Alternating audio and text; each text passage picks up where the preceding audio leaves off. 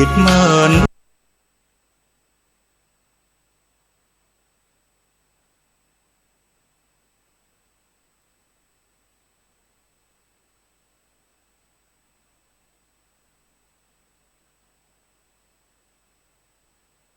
ตรงกับวันตรัสรู้และตรงกับวันเสด็จดับขันธ์พระนิพพาน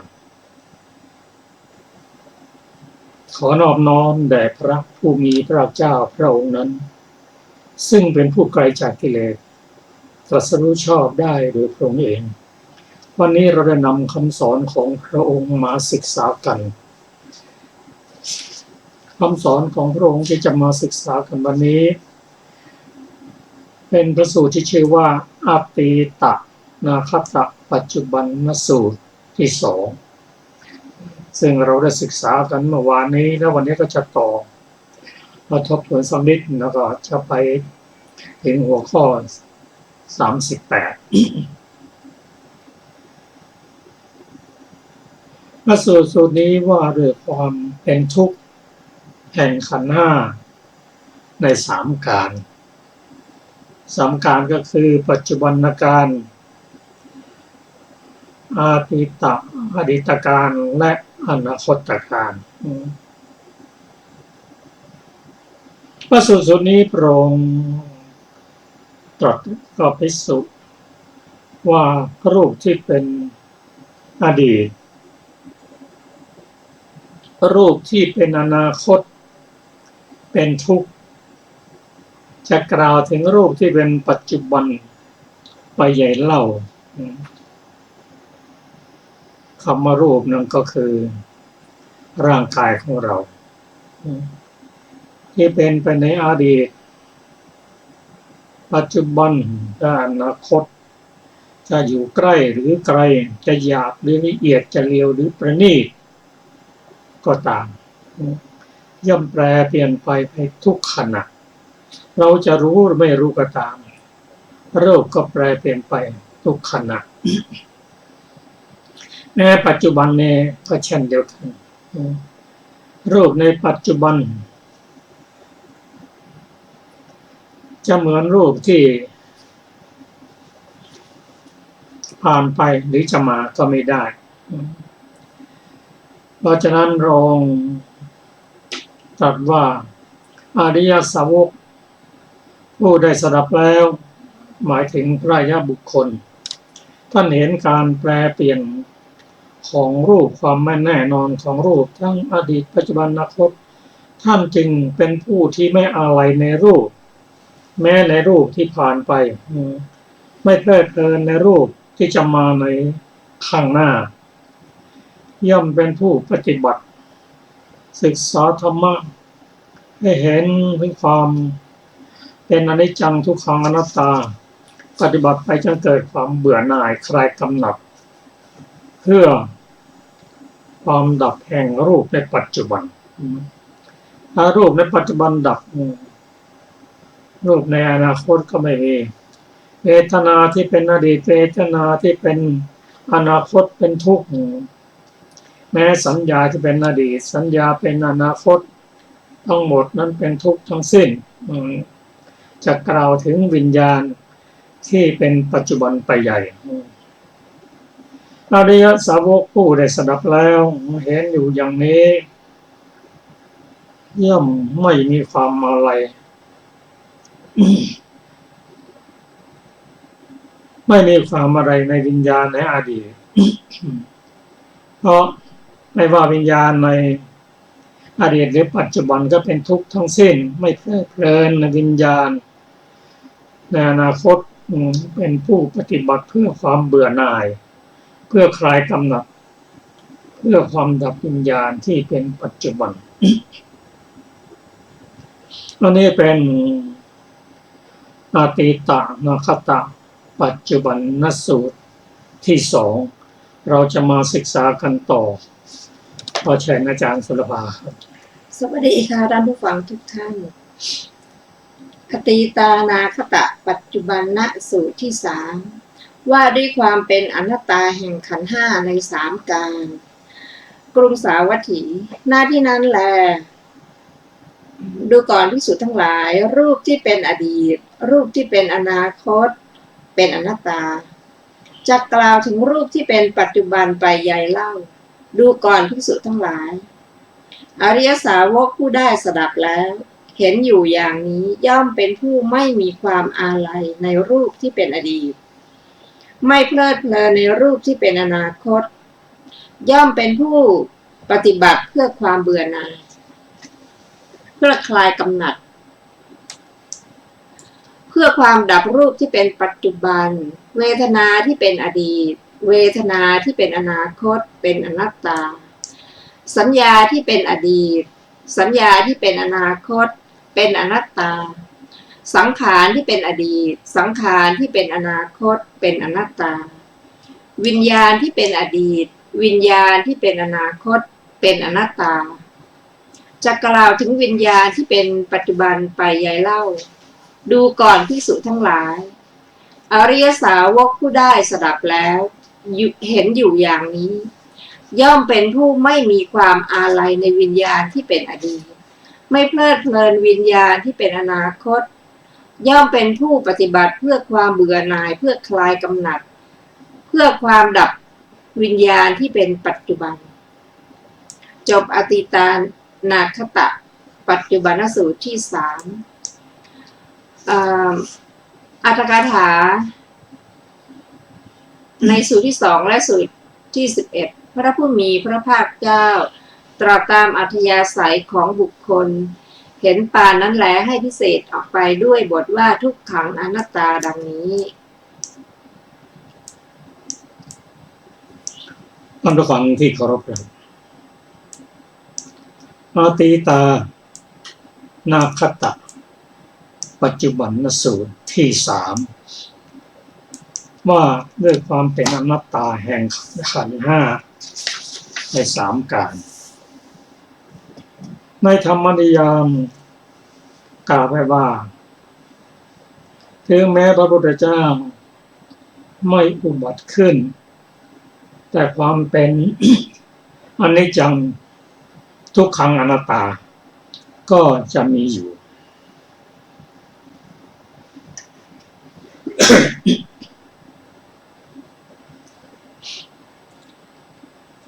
รูปที่เป็นอดีตอนาคตและปัจจุบันแปรเปลี่ยนไปอยู่เสมอด้วยความเป็นอนิจจังทุกขังอนัตตาคำว่าอนัตตาในพระสูตรนี้หมายถึงความไม่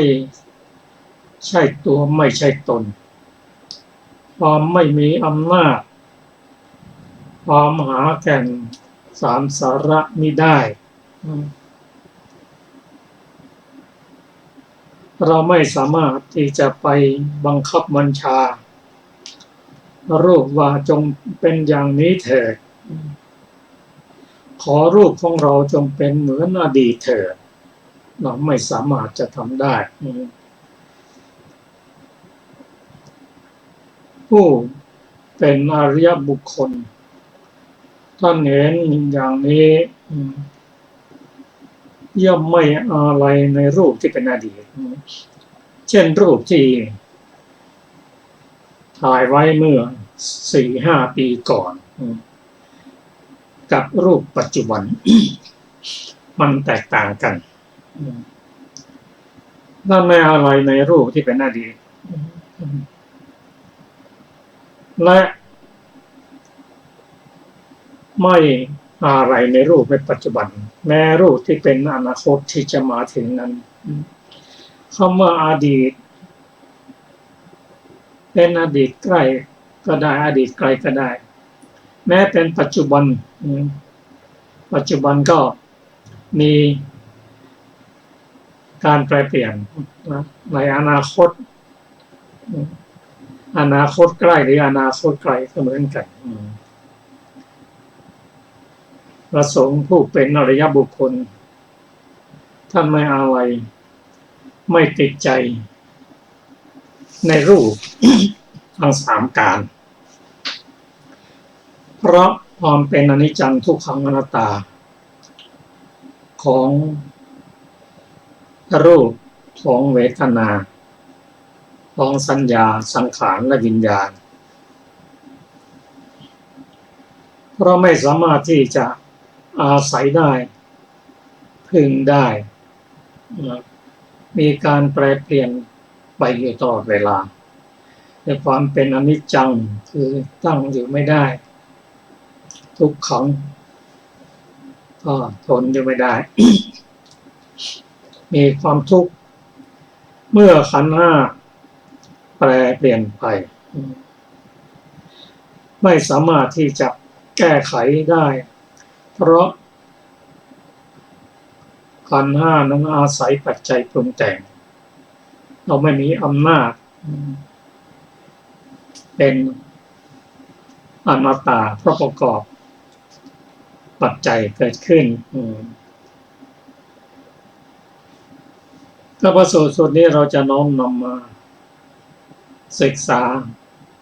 และปฏิบัติได้ด้วยการศึกษาคำสอนในพระสูตรนี้บ่อยๆฟังบ่อยๆถ้าพระองค์ตรัสว่าเป็นทุกข์เป็นอนิจจังทุกขังอนัตตาเป็นไปอย่างนั้นแน่นอนถ้าเราได้ศึกษาพิจารณาดูเหตุการณ์มันเปลี่ยนแปลงหรือจะคิดอย่างที่พระองค์ตรัสว่าอดีตผ่านไปแล้ว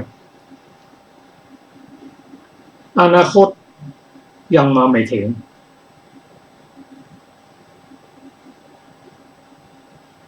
ทำปัจจุบันให้เป็นประโยชน์ให้เข้าใจทั้งประโยชน์ตนประโยชน์ท่านประโยชน์ตนประโยชน์ท่านให้ได้ในการพิจารณานั้นก็พิจารณาและปฏิบัติในปัจจุบันถ้าเราเข้าใจในขันธ์ห้าในปัจจุบันแล้วอนาคตเราก็เข้าใจนั่นคือขันธ์ห้าคือรูปขันธ์เวทนาขันธ์สัญญาขันธ์สังขารขันธ์และวิญญาณขันธ์มันแปรเปลี่ยนไปอยู่ตลอดเวลาทั้งสามการถ้าเรามาศึกษาดูตัวเรานั้นตั้งแต่เกิดมาจนถึงปัจจุบันนี้ความเป็นอนิจจังทุกขังอนัตตาปรากฏให้เราเห็นชัดแต่เรายังอาลัยในขันธ์ห้าที่เป็นอดีตและยังติดใจพอใจในขันธ์ห้าที่เป็นปัจจุบันแม้ในอนาคตยังมาไม่ถึงเราก็ยังเป็นผู้ที่จะทำความเพลิดเพลินอะไรในขันธ์ห้าเหล่านั้นตั้งที่มันแปรเปลี่ยนเป็นธรรมดาแต่การแปรเปลี่ยนของขันธ์ห้านั้นเพราะความเป็นอนิจจังถ้าเราไม่เข้าใจคำสอนทุกขังก็จะเกิดขึ้นเป็นทุกข์ในขันธ์ห้าที่แปรเปลี่ยนไปเป็นทุกข์ในขันธ์ห้าข้างเคียงที่แปรเปลี่ยนไปทั้งอดีตปัจจุบันอนาคตก็จะเป็นอย่างนั้นสรุปแล้วความอาลัยความเพลิดเพลินต่างๆนั้นในรูปในเวทนาสัญญาสังขารนั้นเป็นสมุทัยถ้าเราอะไรนะเพลิดเพลินพอใจแล้วก็เกิดปัญหาเกิดความยึดมั่นถือมั่นทั้งในอดีตปัจจุบันและอนาคตก็ที่เป็นอย่างนั้นก็จะทำให้เราหมุนเวียนอยู่ในวัฏฏะไม่รู้จักจบจักสิ้นในการปฏิบัติธรรมศึกษาธรรม ปัจจุบันเป็นสิ่งที่สำคัญที่สุดแม้การเจริญวิปัสสนาอารมณ์ก็เป็นอารมณ์ปัจจุบันไม่ศึกษาไม่ปฏิบัติถึงอารมณ์ที่เป็นอดีตอนาคตปัจจุบันก็เราจะมาศึกษากันต่อในพระสูตรต่อไปขอเชิญอาจารย์สุรภาอนิจจสูตรที่หนึ่งว่าด้วยความเป็นอนิจจังแห่งขันธ์ห้าข้าพเจ้าได้สดับมาแล้วอย่างนี้สมัยหนึ่งพระผู้มีพระภาคเจ้าประทับอยู่ณพระเชตวันอารามของท่านอนาถบิณฑิกะเศรษฐีใกล้กรุงสาวัตถีหน้าที่นั้นแลพระผู้มีพระภาคเจ้าตรัสเรียกภิกษุทั้งหลายแล้วตรัสว่าดูก่อนภิกษุทั้งหลายรูปไม่เที่ยงเวทนาไม่เที่ยงสัญญาไม่เที่ยงสังขารไม่เที่ยงวิญญาณไม่เที่ยงดูก่อนภิกษุทั้งหลายอริยสาวกผู้ได้สดับแล้วเห็นอยู่อย่างนี้ย่อมเบื่อหน่ายแม้ในรูปแม้ในเวทนาแม้ในสัญญาแม้ในสังขารแม้ในวิญญาณเมื่อเบื่อหน่ายย่อมคลายกำหนัดเพราะคลายกำหนัดจึงหลุดพ้นเมื่อหลุดพ้นแล้วย่อมมีญาณอย่างรู้ว่าหลุดพ้นแล้วอริยสาวกนั้นย่อมรู้ชัดว่าชาติสิ้นแล้วพรหมจรรย์อยู่จบแล้วกิจที่ควรทำเสร็จแล้วกิจอื่นเพื่อความเป็นอย่างนี้มิได้มีจบอนิจจสูตรที่หนึ่งต่อไปเป็นทุกขสูตรที่หนึ่งว่าด้วยความเป็นทุกข์แห่งขันธ์ห้ากรุงสาวัตถีณที่นั้นแลดูก่อนภิกษุทั้งหลายรูปเป็นทุกข์เวทนาเป็นทุกข์สัญญาเป็นทุกข์สังขารเป็นทุกข์วิญญาณเป็นทุกข์อริยสาวกผู้ได้สดับแล้วเห็นอยู่อย่างนี้ย่อมรู้ชัดว่าชาติสิ้นแล้วพรหมจรรย์อยู่จบแล้วกิจที่ควรทำเสร็จแล้วกิจอื่นเพื่อความเป็นอย่างนี้มิได้มีจบทุกขสูตรที่หนึ่งอนัตตสูตรที่หนึ่งว่าด้วยความเป็นอนัตตาแห่งขันธ์ห้ากรุงสาวัตถีณที่นั้นแลดูก่อนภิกษุทั้งหลายรูปเป็นอนัตตาเวทนาเป็นอนัตตาสัญญาเป็นอนัตตาสังขารเป็นอนัตตาวิญญาณเป็นอนัตตาดูก่อนภิกษุทั้งหลายอริยสาวกผู้ได้สดับแล้วเห็นอยู่อย่างนี้ย่อมเบื่อหน่ายแม้ในรูปแม้ในเวทนาแม้ในสัญญาแม้ในสังขารแม้ในวิญญาณเมื่อเบื่อหน่ายย่อมคลายกำหนัดเพราะคลายกำหนัดจึงหลุดพ้นเมื่อหลุดพ้นแล้วย่อมมีญาณอย่างรู้ว่าหลุดพ้นแล้วย่อมรู้ชัดว่าชาติสิ้นแล้วพรหมจรรย์อยู่จบแล้วกิจที่ควรทำเสร็จแล้วกิจอื่นเพื่อความเป็นอย่างนี้มิได้มีจบอนัตตสูตรที่หนึ่งอนิจจสูตรที่สองว่าด้วยความเป็นอนิจจังแห่งขันธ์กรุงสาวัตถีณที่นั้นแลดูก่อนภิกษุทั้งหลายรูปไม่เที่ยงสิ่งใดไม่เที่ยงสิ่งนั้นเป็นทุกข์สิ่งใดเป็นทุกข์สิ่งนั้นเป็นอนัตตาสิ่งใดเป็นอนัตตาสิ่งนั้นไม่ใช่ของเราเราไม่เป็นสิ่งนั้นนั้นไม่ใช่ตัวตนของเราข้อนี้อริยสาวกพึงเห็นด้วยปัญญาอันชอบตามความเป็นจริงเวทนาไม่เที่ยงสัญญาไม่เที่ยงสังขารไม่เที่ยงวิญญาณไม่เที่ยงสิ่งใดไม่เที่ยงสิ่งนั้นเป็นทุกข์สิ่งใดเป็นทุกข์สิ่งนั้นเป็นอนัตตาสิ่งใดเป็นอนัตตาสิ่งนั้นไม่ใช่ของเราเราไม่เป็นสิ่งนั้นนั้นไม่ใช่ตัวตนของเราข้อนี้อริยสาวกพึงเห็นด้วยปัญญาอันชอบตามความเป็นจริงอย่างนี้อริยสาวกผู้ได้สดับแล้วเห็นอยู่อย่างนี้ย่อมรู้ชัดว่าชาติสิ้นแล้วพรหมจรรย์อยู่จบแล้วกิจที่ควรทำเสร็จแล้วกิจอื่นเพื่อความเป็นอย่างนี้มิได้มีจบอนิจจสูตรที่สองทุกขสูตรที่สองว่าด้วยความเป็นทุกข์แห่งขันธ์ห้ากรุงสาวัตถีณที่นั้นแลดูก่อนภิกษุทั้งหลายรูปเป็นทุกข์สิ่งใดเป็นทุกข์สิ่งนั้นเป็นอนัตตาสิ่งใดเป็นอนัตตาสิ่งนั้นไม่ใช่ของเราเราไม่เป็นสิ่งนั้นนั้นไม่ใช่ตัว ตนของเรา ข้อนี้อริยสาวกพึงเห็นด้วยปัญญาอันชอบตามความเป็นจริงอย่างนี้เวทนาเป็นทุกข์สัญญาเป็นทุกข์สังขารเป็นทุกข์วิญญาณเป็นทุกข์สิ่งใดเป็นทุกข์สิ่งนั้นเป็นอนัตตาสิ่งใดเป็นอนัตตาสิ่งนั้นไม่ใช่ของเราเราไม่เป็นสิ่งนั้นนั้นไม่ใช่ตัวตนของเราข้อนี้อริยสาวกพึงเห็นด้วยปัญญาอันชอบตามความเป็นจริงอย่างนี้อริยสาวกผู้ได้สดับแล้วเห็นอยู่อย่างนี้ย่อมรู้ชัดว่าชาติสิ้นแล้วพรหมจรรย์อยู่จบแล้วกิจที่ควรทำเสร็จแล้วกิจอื่นเพื่อความเป็นอย่างนี้มิได้มีจบทุกขสูตรที่สองอนัตตสูตรที่สองว่าด้วยความเป็นอนัตตาแห่งขันธ์ห้ากรุงสาวัตถีหน้าที่นั้นแลดูก่อนภิกษุทั้งหลายรูปเป็นอนัตตารูปนั้นไม่ใช่ของเราเราไม่เป็นรูปนั้นนั้นไม่ใช่ตัวตนของเราข้อนี้อริยสาวกพึงเห็นด้วยปัญญาอันชอบตามความเป็นจริงอย่างนี้เวทนาเป็นอนัตตาสัญญาเป็นอนัตตาสังขารเป็นอนัตตาวิญญาณเป็นอนัตตาดูก่อนภิกษุทั้งหลายอริยสาวกผู้ได้สดับแล้วเห็นอยู่อย่างนี้ย่อมรู้ชัดว่าชาติสิ้นแล้วพรหมจรรย์อยู่จบแล้วกิจที่ควรทำเสร็จแล้วกิจอื่นเพื่อความเป็นอย่างนี้มิได้มีจบอนัตตสูตรที่สองอนิจจเหตุสูตร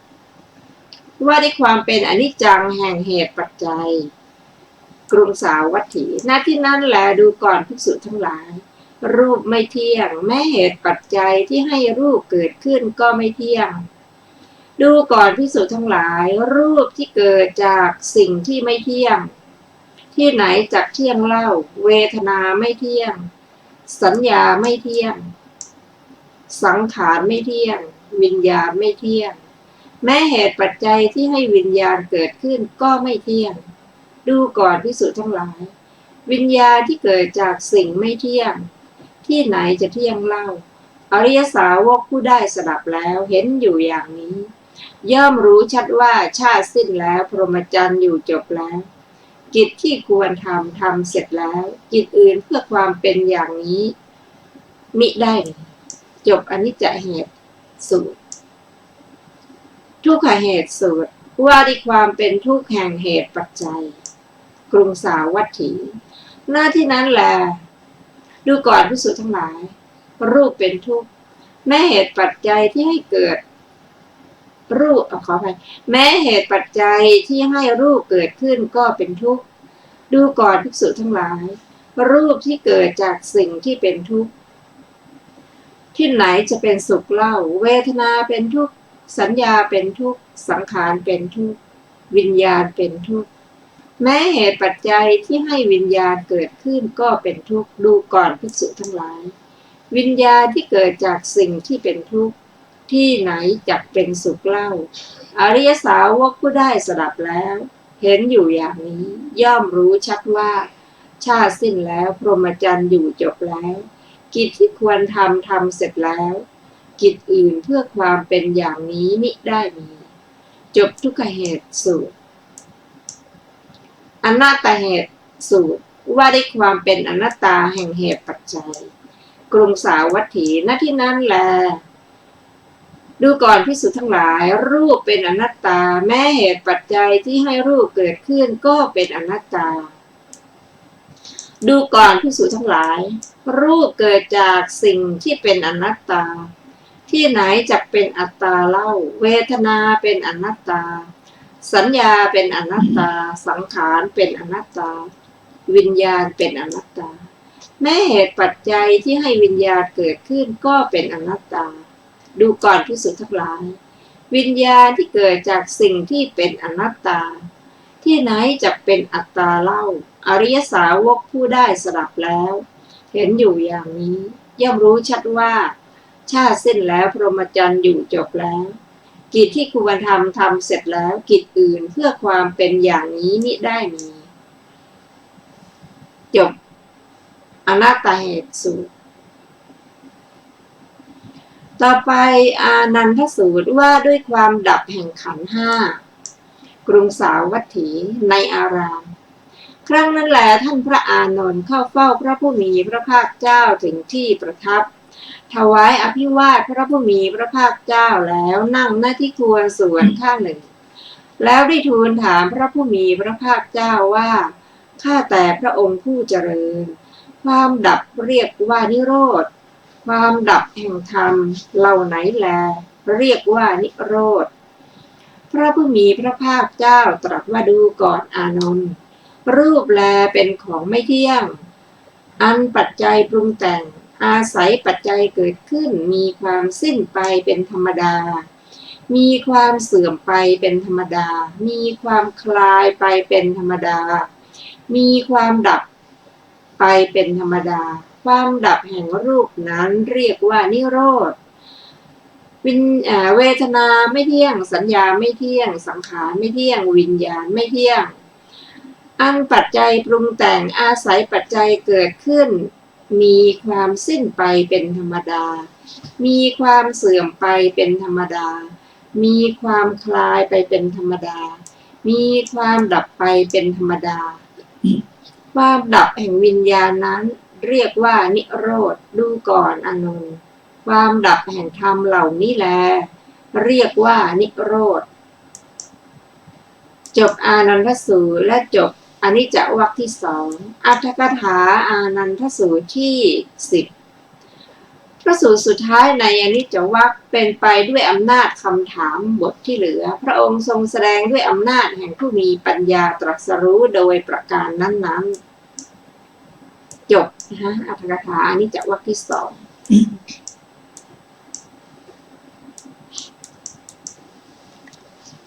ท่านผู้ฟังที่เคารพครับพระสูตรที่เราได้ศึกษามานี้ เป็นเรื่องของความเป็นอนิจจังทุกขังอนัตตาของขันธ์ห้าขันธ์ห้านั้นได้แก่รูปขันธ์เวทนาขันธ์สัญญาขันธ์สังขารขันธ์และวิญญาณขันธ์แต่ละขันธ์นั้นไม่เที่ยงเป็นทุกข์เป็นอนัตตาเพราะว่าแต่ละขันธ์นั้นอาศัยปัจจัยปรุงแต่งเกิดขึ้นเราจะมาศึกษากันเรื่องรูปก่อนรูปนั้นประกอบไปด้วยธาตุดินธาตุน้ำธาตุไฟธาตุลมเกิดขึ้นด้วยความไม่รู้หรือเกิดขึ้นเพราะอาศัยตัณหาอุปทานและกรรมธาตุดินธาตุน้ำธาตุไฟธาตุลมที่ประกอบเป็นรูปนั้นเป็นรูปภายนอกและรูปภายในเราจะกล่าวถึงธาตุดินก่อนมีลักษณะแข็งแข็งอยู่ในตัวตั้งอยู่ในตัวสัมผัสได้มีอยู่ได้รูปนั้นธาตุดินนั้นเป็นธาตุดินภายนอกก็มีธาตุดินภายในก็มีแต่ก็เป็นธาตุดินเท่านั้น โดยลักษณะว่าเป็นมีลักษณะแข็งแข็งสัมผัสได้รูปภายนอกนั้นก็ไม่เที่ยงธาตุดินภายนอกก็ไม่เที่ยงแม้จะใหญ่โตเพียงไรแผ่นดินแผ่นลมแผ่นดินเคลื่อนแผ่นดินไหวเป็นต้นก็ทำไมจะธาตุดินภายในของเราจะไม่แปรเปลี่ยนไปธาตุดินในภายในที่ประกอบเป็นร่างกายของเรานั้นแปรเปลี่ยนไปตลอดเวลาเราจะรู้ไม่รู้ก็ตามเราจะเห็นว่าธาตุดินนั้นเริ่มต้นเลยการเจริญขึ้นมาตั้งอยู่ได้ถึงระดับหนึ่งก็เสื่อมลงไปแปรเปลี่ยนไปบางครั้งธาตุดินอันได้แก่ผมขนเล็บฟันหนังซึ่งมีอยู่20นั้นแปรเปลี่ยนไปขณะตลอดเวลาเราจะมาศึกษาถึง ผมซึ่งเป็นธาตุดินเราสัมผัสได้การแปรเปลี่ยนของธาตุดินคือผมนั้นตอนที่ยังเป็นเด็กผมก็จะอ่อนนุ่มสลวยพอมากขึ้นมาผมมันก็เริ่มแข็งกระด้างเริ่มหลุดรุ่ยเริ่มเป็นสีเทาและเป็นสีขาวและก็ร่วงหลุดไปมันแปรเปลี่ยนไปอย่างนี้การแปรไปเป็นอย่างนี้เราอนิจจังความจริงทุกขังที่เกิดขึ้นผมไม่ได้เป็นทุกข์หรอกเพราะผมเป็นรูปผมเป็นเพียงอารมณ์เป็นเพียงถูกรู้ผมไม่ใช่ตัวรู้เส้นผมไม่ใช่เป็นตัวรู้แต่เป็นอารมณ์ผู้ที่รู้ผู้ที่เป็นทุกข์กับผมนั้นก็คือจิตหรือวิญญาณนั่นเองวิญญาณที่ไปอาศัยธาตุดินคือผมนั้นเป็นผู้เดือดร้อนเป็นผู้กระวนกระวายเป็นผู้สะดุ้งอันนี้ความเป็นอนิจจังทุกขังส่วนอนัตตานั้นคือไม่สามารถจะบังคับบัญชาได้ว่าเส้นผมของเราจงอย่าหลุดไปจงอย่าขาวจงอย่างออกจงอย่าร่วงลงไปเราก็ทำไม่ได้เพราะเขาไม่ใช่เป็นของเราอันนี้คือความเป็นอนิจจังทุกขังอนัตตา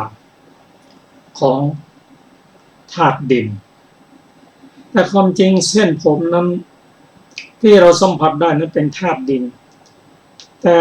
ก็มีธาตุน้ำธาตุไฟธาตุลมสีกลิ่นรสโอชารวมอยู่ด้วยธาตุดินนั้นไม่สามารถจะแยกออกจากธาตุน้ำธาตุไฟธาตุลมก็อยู่ร่วมกันแต่เนื่องจากธาตุดินเป็นธาตุเด่นเป็นอธิบดีเราจึงเรียกว่าธาตุดิน ธาตุน้ำในร่างกายก็มีในภายนอกก็มีภายนอกนั้นถึงจะเป็นแม้เป็นธาตุน้ำที่ยิ่งใหญ่ก็ยังแปรเปลี่ยนไปได้เช่นน้ำท่วมไปจากน้ำแห้งอันนี้ก็แปรเปลี่ยนไปภายในร่างกายของเราก็เหมือนกันบางทีถ้าน้ำมากเช่นมีอาการบวมต่างๆบางทีก็ธาตุน้ำก็แห้งไปหน้าตาผิวหนังต่างๆมันก็เหี่ยวแห้งไปเพราะขาดธาตุน้ำก็สิ่งเหล่านี้อิงอาศัยกันอยู่ทุกครั้งที่จะเป็นธาตุน้ำในภายนอกก็ดีในภายในก็ดีโดยเฉพาะในภายในนั้นถ้าแปรเปลี่ยนไปเราก็เป็นทุกข์มาก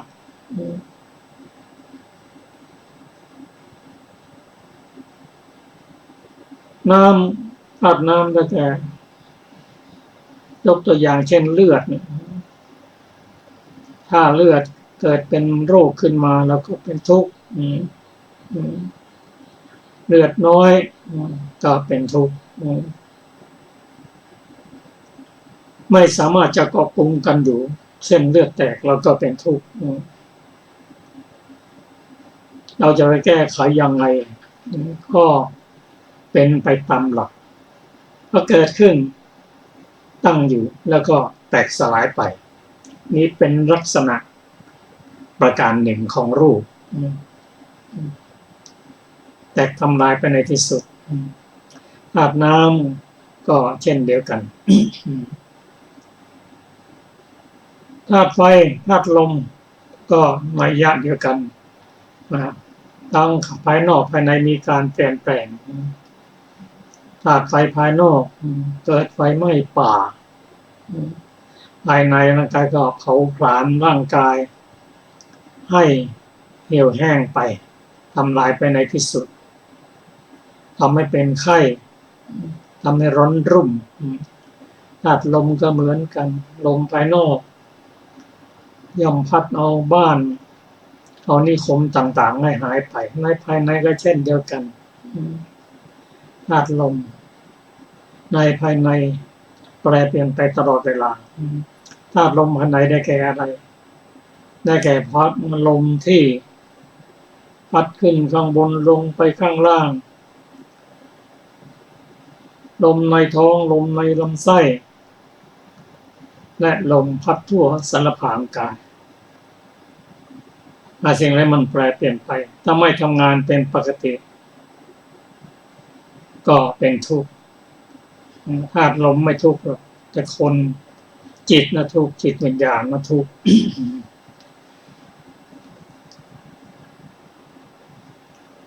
อริยบุคคลผู้ได้สดับผู้ได้ศึกษาพระธรรมคำสอนของพระพุทธเจ้าได้ฟังธรรมแล้ว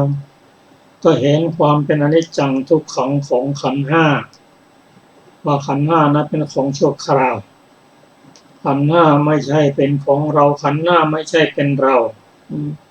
ขันธ์ห้าไม่ใช่เป็นตัวตนของเราความเป็นอนิจจังทุกขังของขันธ์ห้า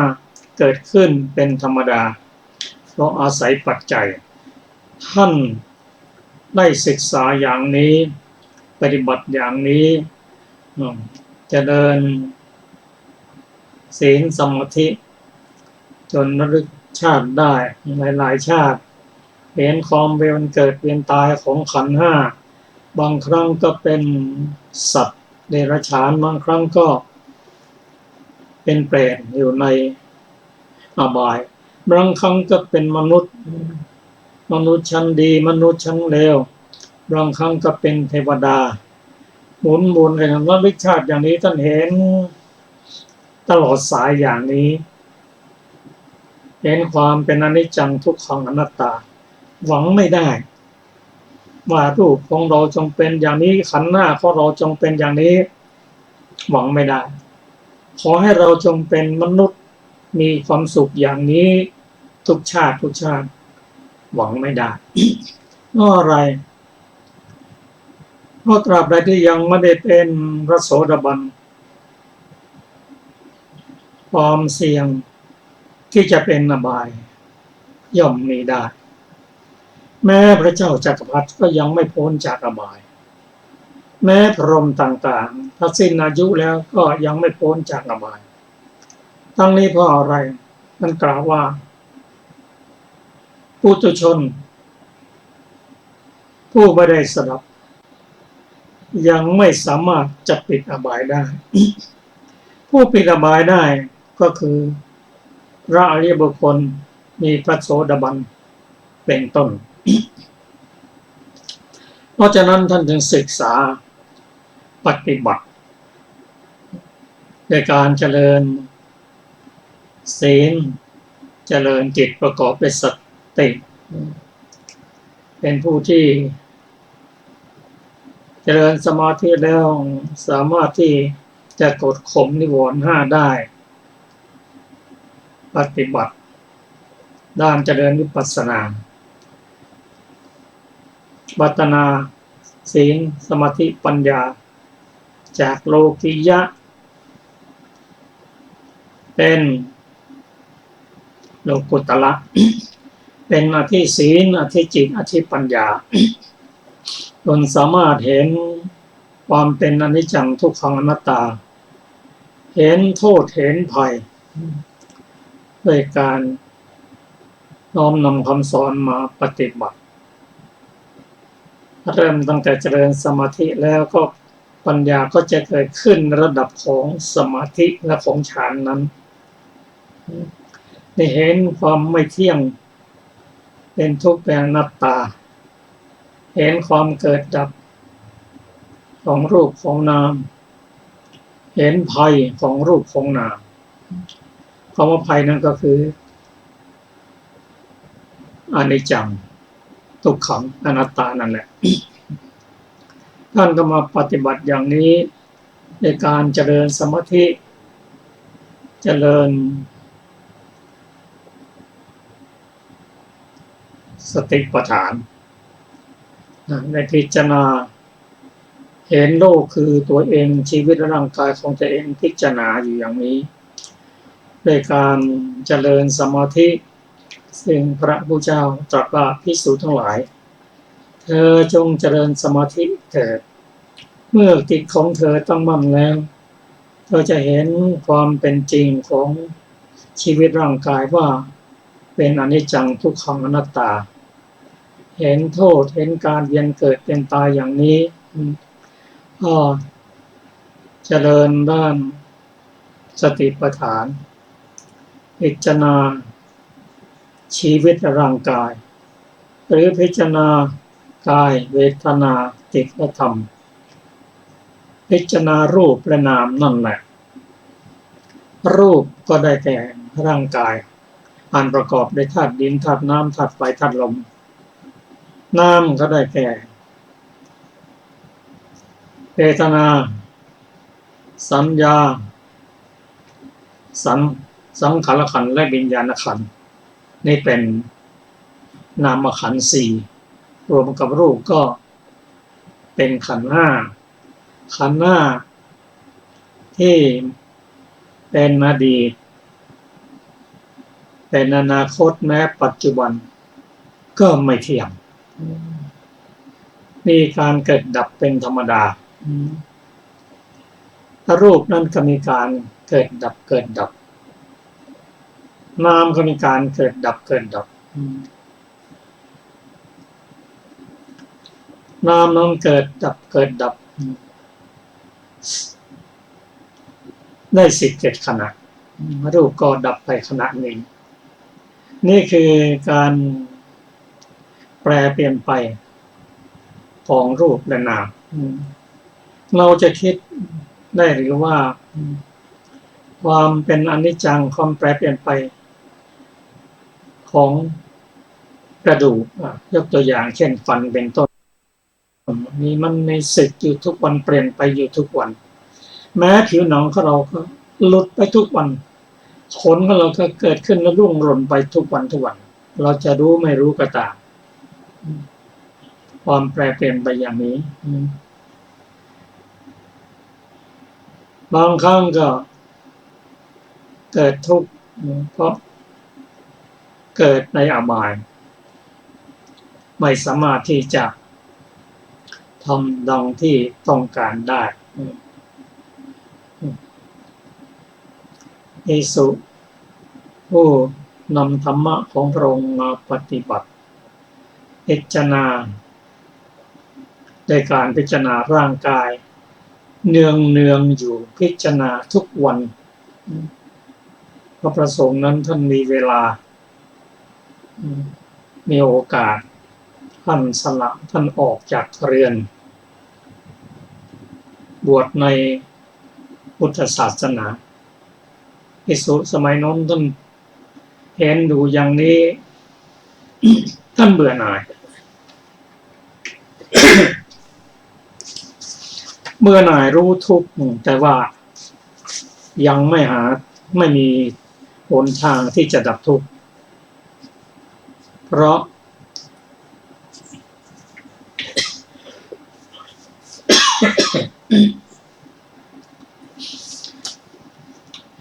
เมื่อพระพุทธเจ้ามาอุบัติขึ้นเขาก็รู้ทุกข์แต่รู้ไม่ทั่วถึงพระพุทธเจ้าอุบัติขึ้นแล้วพระองค์ได้ชี้แจงให้เห็นทุกข์ได้อย่างชัดเจนเห็นการเวียนเกิดเวียนตายก็ปรารถนาที่จะพ้นจากทุกข์นั่นคือปฏิบัติตามมรรคมีองค์8มรรคองค์8นั้นทำให้เป็นทางที่ทำให้พ้นจากทุกข์ได้เพราะมรรคองค์8นั้นประกอบด้วยศีลสมาธิและปัญญาพัฒนาไปจนเป็นหน้าที่ศีลหน้าที่จิตหน้าที่ปัญญามรรคองค์8ตัวที่เป็นปัญญาอันมีศีลสมาธิรองรับนั้นก็ได้แก่สัมมาทิฏฐิสัมมา สังกัปปะตัวศีลนั่นคือสัมมาวาจาสัมมากัมมันตะสัมมาอาชีวะตัวสมาธินั้นได้แก่สัมมาวายามะสัมมาสติสัมมาสมาธิทำงานร่วมกันเป็นสมังคีเพื่อที่จะ ไม่พ้นจากทุกข์ไปตามลำดับของปัญญา คือโสรสยาน ถ้าท่านปฏิบัติได้อย่างนี้ ท่านเห็นทุกข์แล้วก็กำจัดทุกข์ไปตามลำดับขจัดทุกข์ไปตามลำดับเรียกว่าประหารตามลำดับได้แก่ตทังคประหารวิคัมมประหารสมุเฉทประหารปฏิปัสสธิประหารและนิสสรประหารคือเข้าสู่ปณิพพานที่ท่านกล่าวว่าชาติสิ้นแล้วพรหมจรรย์อยู่จบแล้วกิจที่ควรทำเสร็จแล้วกิจอื่นเพื่อความทำที่กิจอื่นเพื่อความเป็นอย่างนี้ไม่ได้มีเพราะท่านปฏิบัติไปจนกำจัดตัวตัณหา หมดเส้นคือกำจัดกิเลสคือโลภะโทสะโมหะหรือกำจัดสังโยชน์เบื้องต่ำและเบื้องสูงได้ตามลำดับสังโยชน์สิบที่ท่านปฏิบัติได้นั้นละได้นั้นเมื่อท่านละโลภะโทสะโมหะได้แล้ว นั่นคือกำจัดอวิชชาเมื่อกำจัดวิชชาแล้ววิชามันก็เกิดขึ้นเห็นสภาวธรรมตามความเป็นจริงว่าเราตัดรากถอนโคนหมดแล้วตัวธรรมที่เรามาเกิดก็คือตัวตัณหาเราก็ตัดแล้วหมดสิ้นแล้วมีแต่ความสว่างไสวมาเห็นว่าไม่มีแล้วไม่ต้องเกิดมาแล้วเพราะตัดปัจจัยตัดเหตุหมดแล้วครับเราก็ศึกษาพระธรรมคำสอนอย่างนี้มีพระพุทธพระธรรมพระสงฆ์เป็นที่พึ่งศึกษาคำสอนของพระองค์การเข้าหาคำสอนของพระองค์นั้นด้วยการปัจจุบันนี้ด้วยการศึกษาพระไตรปิฎกผู้ที่ศึกษาพระไตรปิฎกนั้นด้วยความเข้าใจด้วยความศรัทธาแม้จะยังไม่บรรลุเป็นพระอริยบุคคลก็จะไม่มีความตกต่ำเป็นธรรมดาเพราะอยู่ใกล้กัลยาณมิตรใกล้พระพุทธเจ้าพระพุทธเจ้าทรงแนะนำอยู่ตลอดเวลาแต่บางพระสูตรนั้นกล่าวว่าภิกษุผู้ที่มีความรู้ของปัจจัยศึกษาพระไตรปิฎกแต่ไม่ปฏิบัตินั้นพระองค์เพียงตรัสสอนว่าไม่ให้ประมาทนะไม่ให้ประมาทท่านผู้ฟังครับวันนี้เป็นวันวิสาขบูชาเป็นวันที่ประสูติของเจ้าชายสิทธัตถะตรงกับวันตรัสรู้ของพระพุทธเจ้าและตรงกับวันที่พระองค์เสด็จดับขันธ์ปรินิพพานพระองค์เสด็จดับขันธ์ปรินิพพานไป 2,600 กว่าปีแล้วแต่พระธรรมคำสอนของพระองค์เป็นมรดกธรรมที่พระองค์ได้มอบไว้ให้แก่พวกเราน้อมนำคำสอนมาศึกษาให้เข้าใจศึกษาให้เข้าใจแล้วก็น้อมนำมาปฏิบัติมรรคหรือผลก็จะเกิดขึ้นตามสมควรแก่ปัญญา ก็ขอให้ท่านผู้ฟังทุกคนเป็นผู้เป็นชาวพุทธนะได้มีความภูมิใจว่าเรามีพระพุทธเจ้าเป็นองค์ศาสดาเรามีพระธรรมคำสอนมีพระสงฆ์ของพระองค์เป็นที่ศึกษาและปฏิบัติตามถ้าเราทำได้อย่างนี้เข้าใจอย่างนี้ก็จะเป็นประโยชน์ตน